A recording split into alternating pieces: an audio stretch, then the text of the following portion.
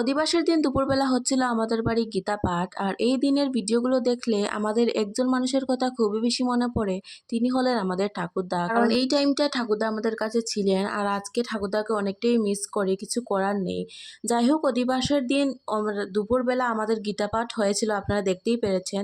সন্ধ্যার পর আমরা এখন জল ভরতে চলে যাব, তাই এখানে আমরা বাজি ফুটাচ্ছিলাম।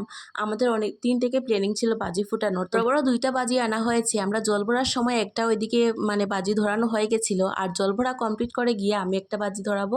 যাই হোক, এখন জল ভরা হচ্ছে, এখানে দেখতেই পাচ্ছেন মা, কাকিমণি, পিসি, দিদি সবাই মিলে এখানে জল ভরা করছেন।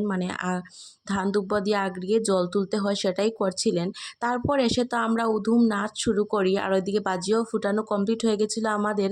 আর এখানে গান চালিয়ে তো আমরা সবাই মিলে ধামাল দিচ্ছিলাম, যেহেতু জল ভরে এসেছি। আমরা তো অনেকটাই আনন্দ করেছিলাম আমাদের বাড়ি অনুষ্ঠানের সময়। কিন্তু দুঃখজনক ব্যাপার, আমার মোবাইলটা খারাপ থাকায় আমি সব কিছু আপনাদের সাথে শেয়ার করতে পারিনি। কিন্তু ভাইয়ের মোবাইলে সব কিছু ভিডিও আমি করেছিলাম, তারপর কি হয়ে গেছিলো সব কিছু মোটামুটি অর্ধেক অর্ধেক ডিলিট হয়ে যায়, তাই আমি ভালো করে ভিডিও আপলোড করতে পারিনি। তো গ্যালারির মধ্যে পড়ে রয়েছিল ভিডিওগুলো, ভাবলাম আজকে আপনাদের সাথে শেয়ার করি। আর এখানে দেখতেই পাচ্ছেন আমরা কত আনন্দ করছিলাম ওই দিনগুলো।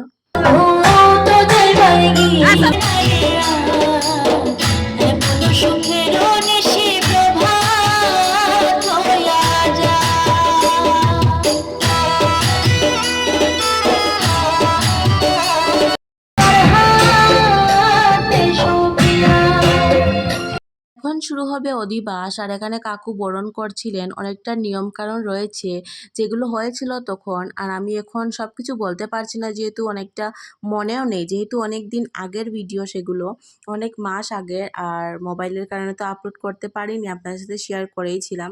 আর এখন শুরু হবে অধিবাস। আরও কিছু ভিডিও ক্লিপ রয়েছে যেগুলো আমি পরের ভিডিওতে আপনাদের সাথে শেয়ার করব একটা একটা করে, অবশ্যই দেখবেন।